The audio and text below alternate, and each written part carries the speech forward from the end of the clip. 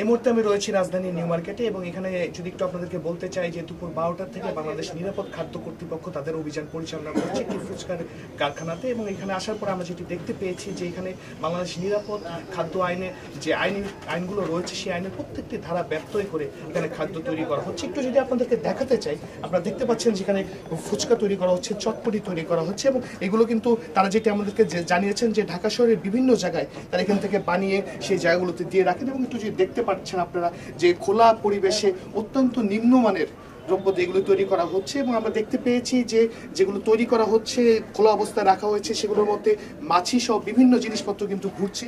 এবং একটু যদি আপনাদেরকে আমি দেখাতে চাই যে তেলটি দিয়ে এই ফুচকাগুলো ভাজা হচ্ছে সেই তেলটির অবস্থা যদি আপনারা একটু দেখতে পারেন যে দেখেই বোঝা যাচ্ছে যে আসলে এই তেলটি অনেক দিন ধরে রাখা হয়েছে এবং এখানকার যে পরিবেশে এই খাবারগুলো তৈরি করা হচ্ছে সেই পরিবেশেও ভয়ানক আমরা দেখতে পেয়েছি যে অত্যন্ত নোংরা পরিবেশে এগুলো তৈরি করা হচ্ছে। এবং তারা আমাদেরকে যেটি জানিয়েছেন এখানকার যারা কর্মচারী আছেন তারা যেটি বলছেন যে তারা সপ্তাহে একটি মাত্র দিন বা একটি মাত্র বার তারা এই নিচের যে জায়গাটি রয়েছে অর্থাৎ যেখানে খাদ্যদ্রব্যগুলো তৈরি করা হয় সেই জায়গাটি পরিষ্কার করে থাকেন, যেখানে প্রত্যেক দিন কিন্তু এই জায়গাটি পরিষ্কার করার কথা রয়েছে। আপনারা দেখতে পাচ্ছেন যে যে জায়গাটিতে রান্না করা হয় এবং যে জায়গাটিতে বানানো হয় এই ফুচকাগুলি সেই জায়গাগুলির অবস্থাগুলো একটু আপনারা দেখতেই পাচ্ছেন। এবং তারা যেটি বলেছে যে এখান থেকে তাদের নিজেদেরও দোকান রয়েছে এবং তারা ঢাকা শহরের বিভিন্ন জায়গায় এগুলি তৈরি করে বানিয়ে থাকে এবং তারা যেটি বারবারই বলেছে যে তারা এই পরিবেশে দীর্ঘদিন ধরে এই ব্যবসা করে আসছেন। তো বাংলাদেশ নিরাপদ খাদ্য অধিদপ্তরের নির্বাহী ম্যাজিস্ট্রেটের নেতৃত্বে এখানে অভিযান চলছে এবং তিনি যেটি আমাদেরকে বলেছেন যে খাদ্য আইনের যে কটি ধারা রয়েছে প্রত্যেকটি ধারা কিন্তু এখানে ব্যত্যয় করা হচ্ছে এবং এই ধারাগুলো ব্যত্যয় করার কারণে কিন্তু ইতিমধ্যে তাদেরকে জরিমানা করা হয়েছে। এবং আপনারা দেখতে পাচ্ছেন যে যে খাদ্যদ্রব্যগুলি উৎপাদন করা হচ্ছে সেগুলির কী অবস্থা। এই মুহূর্তে রয়েছেন এখানে আমাদের সাথে নির্বাহী ম্যাজিস্ট্রেট যিনি অভিযানটি পরিচালনা করছে। আমরা যদি তার সাথে একটু কথা বলতে চাই যে আপনি যদি আমাদেরকে একটু বলেন যে আপনি তো আজকে এই অভিযানটি পরিচালনা করছেন এবং আপনারা বেশ কয়েকদিন ধরে এই অভিযান পরিচালনা করছেন, তা আজকের এই অভিযানে আপনারা কি কি ব্যত্যয় পেলেন বা কি কি সমস্যা দেখতে পেলেন এখানে?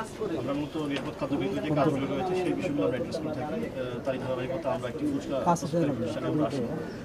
তো সেক্ষেত্রে যখন আমরা এখানে আসলাম আমরা মানুষ স্বাস্থ্যের জন্য ক্ষতিকর উপায়ে তারা ফুচকা প্রস্তুত করছেন এবং যে তেল ব্যবহার করছেন তা পোড়া তেল। এছাড়াও এখানে স্যানিটেশন এবং হাইজিনের যে বিষয়গুলো তাদের মেনে চলার কথা ছিল সেই বিষয়গুলো তারা মেনে চলছেন না। এই বিষয়গুলো আমরা দেখলাম যে নিরাপদ খাদ্য আইনের ব্যত্যয়, এই ব্যত্যয় যে শতাধিকারী আমরা 1 বছরের বিনাশ্রম কারাদণ্ড। আপনি একটু বলবেন যে আপনারা তো দীর্ঘদিন ধরে এই অভিযান পরিচালনা করছেন, সার্বিকভাবে কি কিছুটা অবস্থার উন্নতি হয়েছে না আগের মতোই দেখছেন? না, যেসব প্রতিষ্ঠানে আমরা প্রাথমিকভাবে মোবাইল কোড করেছিলাম সেই প্রতিষ্ঠান কিন্তু ড্রামাটিক চেঞ্জ চলে এসেছে। তো এই ধারাবাহিকতা থাকলে অবশ্যই ভালো একটা চেঞ্জ হয়তো আমরা দেখতে পাবো। একটু যদি আপনি আমাদেরকে উপদেশ হিসেবে বলতেন যে আসলে অনেকেই জানেন না যে এই খাবারগুলো কিভাবে তৈরি হচ্ছে, যে পরিবেশে আপনি দেখতে পেলেন সাধারণ মানুষ, তো সাধারণ মানুষের ক্ষেত্রে আপনার যদি কোনো উপদেশ থাকে বা তাদের জন্য যদি কোনো আদেশ থাকে তারা কিভাবে আসলে এই খাবারগুলো মান সম্পর্কে ধারণা পেতে পারে? সাধারণ মানুষের যে একটা বস্তির মধ্যে কিন্তু এই খাবারগুলো প্রস্তুত হচ্ছে, আসলে সাধারণ মানুষের এখানে অ্যাক্সেসও নাই। তো মূলত এই ক্ষেত্রে দেখা যায় যারা আইন প্রয়োগকারী করবেন, আইন প্রয়োগ করবেন তাদেরই আসলে দায়বদ্ধতা থেকে যাচ্ছে যে জনগণের কাছে বা ভোক্তার কাছে যে খাবারগুলো যাচ্ছে তা কতটুকু নিরাপদ। আর যেহেতু নিরাপদ খাদ্য কর্তৃপক্ষ খাদ্যের নিরাপত্তা নিয়ে কাজ করে, তো আমরা মনে করছি যে আমরা এই জন্য দায়বদ্ধ, আমরা এই জন্য কাজ করছি এবং আমরা চাচ্ছি যে জনগণের দোরগোড়ায় যাতে নিরাপদ খাদ্য আমরা পৌঁছে দিতে পারি সেভাবে আমরা কাজ করছি। ধন্যবাদ আপনাকে। আপনারা শুনছিলেন যে নির্বাহী ম্যাজিস্ট্রেট যেমনটি বলছিলেন যেখানে বেশ কিছু ব্যত্যয় তারা পেয়েছেন এবং আমি যদি আপনাদের একটু দেখাতে চাই যে ঘরটিতে এই খাবারগুলো তৈরি করা হচ্ছে সেখানকার পরিবেশটা যদি আপনারা দেখতে পান তাহলে আপনি বুঝতে পারবেন যে কতটা নিম্নমানের পরিবেশে এই খাদ্যগুলো তৈরি করা হচ্ছে। আপনারা দেখতে পাচ্ছেন যে এখানে যে মূল যে উপাদানগুলো সেগুলি রয়েছে এবং এখানকার যারা দাঁড়িয়ে আছেন তারা কিন্তু এই খাদ্যদ্রব্যগুলি তৈরি করেন এবং আমরা দেখতে পেয়েছি যারা এই খাদ্যদ্রব্যগুলো তৈরি করে থাকেন তারা কিন্তু তাদের হাতে গ্লাভস পরার কথা, মাথায় ক্যাপ পরার কথা, সেগুলো তারা কোনো কিছুই মানছেন না। এবং নির্বাহী ম্যাজিস্ট্রেট যেটি বললেন যে এই কারখানার যে স্বত্বাধিকারী আছে তাকে কিন্তু ইতিমধ্যে 1 বছরের বিনাশ্রম কারাদণ্ড দেওয়া হয়েছে এবং তিনি যেটি বলেছেন তাদের এই অভিযান অব্যাহত থাকবে এবং তারা বেশ কিছুদিন ধরে এটি চালিয়ে যাচ্ছে। তারা বলছে যে যেখানেই তারা এই ধরনের খাদ্য প্রস্তুতের কারখানার সন্ধান পাবে, সেখানেই তারা অভিযান পরিচালনা করবে। অত্যন্ত নিম্নমানের পদ্ধতিতে এই খাদ্যগুলো তৈরি করা হচ্ছে। এখানকার যিনি ম্যাজিস্ট্রেট তিনি যেটি বলেছেন যে এই খাদ্যদ্রব্যকে অত্যন্ত সুন্দর পরিবেশে ভালোভাবে উৎপাদন করা যেত, কিন্তু তারা অল্প পুঁজিতে বেশি লাভের আশায় কিন্তু এইসব করে থাকছেন। এবং এখানকার যারা শ্রমিক রয়েছেন তাদেরও আমরা দেখতে পাচ্ছি তারাও কিন্তু তেমন ট্রেইনি না, তারা এখানে একজন আরেকজনের মাধ্যমে কাজ শিখেছেন। এবং আপনারা দেখতে পাচ্ছেন যেই ঘরটিতে তারা খাবার বানায় সেই ঘরটিতেই কিন্তু তারা বসবাস করছে। এবং আপনারা দেখতে পাচ্ছেন যে কি ধরনের অবস্থা, যেই ঘরটিতে তারা খাবার বানিয়ে রাখেন। তো এখানে এপিবিএন একজন সদস্য রয়েছেন আমাদের সাথে, যিনি নিরাপত্তা সার্বিক দায়িত্বে রয়েছেন। তো আপনারা তো বাংলাদেশ নিরাপদ খাদ্য অধিদপ্তরের সাথে সম্মিলিতভাবে কার্যক্রম চালিয়ে যাচ্ছেন, তো সার্বিকভাবে নিরাপত্তার বিষয়টি আপনি দেখছেন, তো এই বিষয়টি নিয়ে যদি আপনি কিছু বলতেন আমাদের। আসলে বাংলাদেশ নিরাপদ খাদ্য কর্তৃপক্ষের যেই চলমান অভিযানটি রয়েছে সেটার সার্বিক নিরাপত্তা এবং উদ্ভূত কোনো পরিস্থিতি মোকাবেলার জন্য সবসময় আমরা এখানে রয়েছি। আমাদের যেই ফোর্সরা রয়েছে, আমাদের যারা রয়েছে সবাই মিলে নিরাপত্তার ব্যাপারটি আমরা সম্পূর্ণভাবে নিশ্চিত করছি এবং আমাদের ম্যাজিস্ট্রেটরা যেই ধরনের আদেশগুলো শোনাচ্ছেন সেটা যেন পুরোপুরিভাবে কার্যকরভাবে এটা হয়, সেই জন্য আমরা সার্বিক দিক থেকে তাকে সহযোগিতা করে যাচ্ছি এবং যে কোনো উদ্ভূত পরিস্থিতিতে আমরা সবসময় পাশে থাকার জন্য অঙ্গীকারবদ্ধ। ধন্যবাদ আপনাকে। ঠিক যেমনটি আপনারা শুনছিলেন যে সার্বিকভাবে নিরাপত্তার দায়িত্বে রয়েছে এপিএমের সদস্যরা এবং বাংলাদেশ নিরাপদ খাদ্য অধিদপ্তরের সাথে তারা কিন্তু সার্বিকভাবে এই কার্যক্রম চালিয়ে যাচ্ছে, যাতে কোনো ধরনের নিরাপত্তা বিঘ্নিত হলে তারা সেই কাজটিতে সহায়তা করতে পারে। তো এখানে অভিযান চলছে এবং আপনি যদি আরেকটু আমি দেখাতে পারি যে আপনারা যদি একটু দেখতে পারেন যে এই যেই ছবিগুলো আপনারা দেখছেন স্ক্রিনে, সেইগুলো দিয়েই কিন্তু আসলে মূলত ফুচকা তৈরি করা হয় এবং পরবর্তীতে ঢাকা শহরের বিভিন্ন জায়গায় যে ছোট ছোট ফুচকা তৈরির দোকানগুলো রয়েছে সেই দোকানগুলোতে কিন্তু এগুলি বিক্রি করা হয়।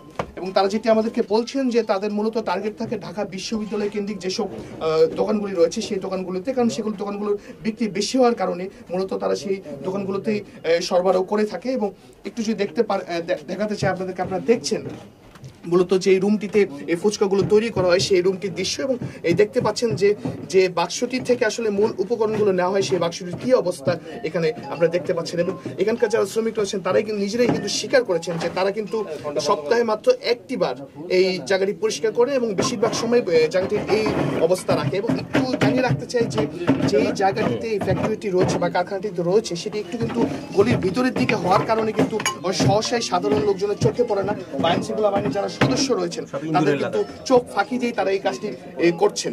এবং যার কারণেই কিন্তু আসলে তারা বেশ কয়েক বছর ধরে ব্যবসা চালিয়ে যাওয়ার পরে আজকে তারা কিন্তু এই নিরাপদ খাদ্য কর্তৃপক্ষ অভিযান করে তাদের ধরতে পেরেছে। এবং তারা যেটি বলেছেন যে তারা এই উপকরণ দিয়ে বেশ কয়েক বছর ধরে ব্যবসা করছেন এবং তারা মূলত যেটি বলছেন যে অল্প পুঁজি দিয়ে বেশি লাভের আশায় তারা এমনটি করে থাকছেন। এবং একটি রুম যেখানে এই ফুচকাগুলি বানানো হয় এবং সেই রুমটিতেই কিন্তু এখানে যারা শ্রমিক রয়েছেন তারা রাতের বেলা থাকেন, অর্থাৎ এই রুমটিকে কেন্দ্র করেই তাদের ব্যবসা বাণিজ্য পরিচালিত হয়। আমরা যেটি দেখতে পেয়েছি যে যারা এখানে তৈরি করছেন তাদের হাতে কোনো ধরনের গ্লাভস নেই, মাথায় টুপি নেই, অর্থাৎ বাংলাদেশ নিরাপদ খাদ্য কর্তৃপক্ষের যে আইনগুলি রয়েছে সে আইনের প্রত্যেকটি ধারা কিন্তু এখানে ব্যত্যয় করা হয়েছে।